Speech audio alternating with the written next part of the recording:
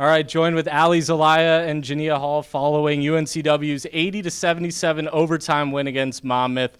What a game it was, an instant classic in the CAA. Words can't describe how this feels, but sum it up the best you can. Man, it was great. Obviously, coming back from transferring there, like there was a lot of emotions for me, but I love those guys. They're a great team, and I knew today was going to be a competitive game, and that it was. It was absolutely a game of runs, but we overcame adversity every time it hit us, and we had fun doing it. Yeah. Yeah, obviously, Ali, then you had the big block there in overtime, which Taylor gets the rebound. He called timeout. Jania seals the deal at the free throw line. Mm-hmm. Coach challenged you a bit, questioned your toughness, kind of screamed it out on the court in the game, and then you come up with one of the biggest plays of the game on the defensive end with that block. What was going through your head at that point? Doing my job. Coach always says, do your job, do your job. And in that moment, my job is to be a rim protector. And Tay, it could have been an offensive foul at the end of the game. That's a tough call. I said, Tay, I'm just glad you got out the way so I could do my job. And just all I was focused on was getting the stop. It's just one thing at a time. And Coach, she screamed at me. She said, the tougher team's the one that's going to win. And so for me, automatically, defense is where that starts at. And I think everybody noticed defense is what fuels our offense. And that was just the epitome of that. And Jania, I know you had this one circled on your calendar for a long time. For you to hit those two free throws at the win to seal the deal, just what does that mean to you? I mean, it felt great. Going there, end of the game, free throws were my thing. I always stay composed at the end of the game, and just to be in that same situation now on another team, playing, the team I transferred from was great, and I knew I was going to hit those two, and I think they did too. The last time you guys were in here on Sunday, fourth quarter kind of escaped you guys. Obviously, they hit the runner and kind of, took the breath out of you guys. It felt like this Sunday, obviously, totally different.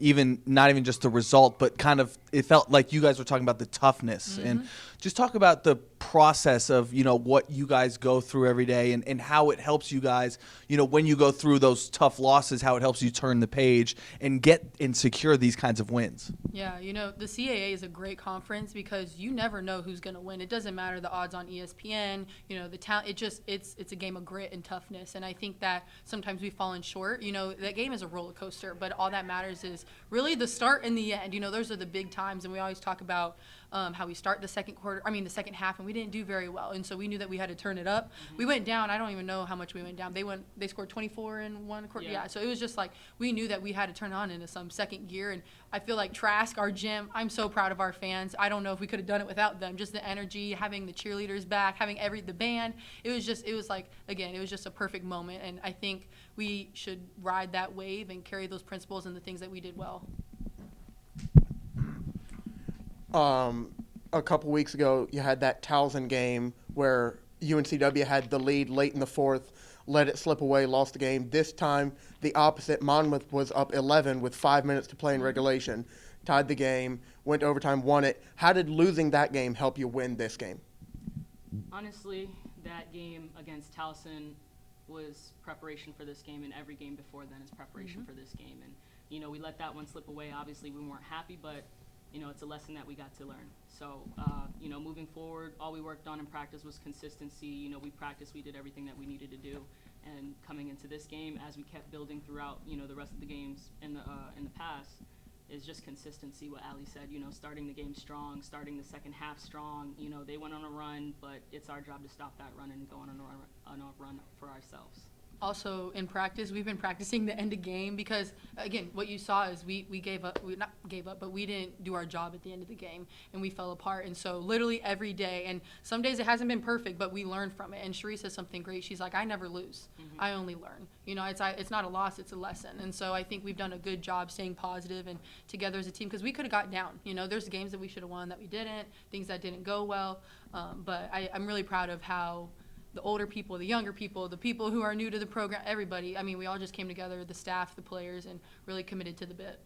Y'all are now 3-0 on the season in overtime. What do you think is causing that? Is there a reason linking those three wins together?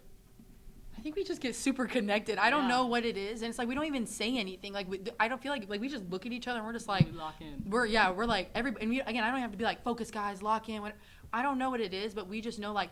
I said this. I was like, we didn't come this far just to come this far. There's no way we're gonna get back, go into overtime just to be oh, we did a good job getting back. There's something that happens in that moment, and it's in our heart, and that toughness is really what set us apart. And so I'm proud of the people on the floor. It doesn't matter who it is, 1 through 5, we're all connected.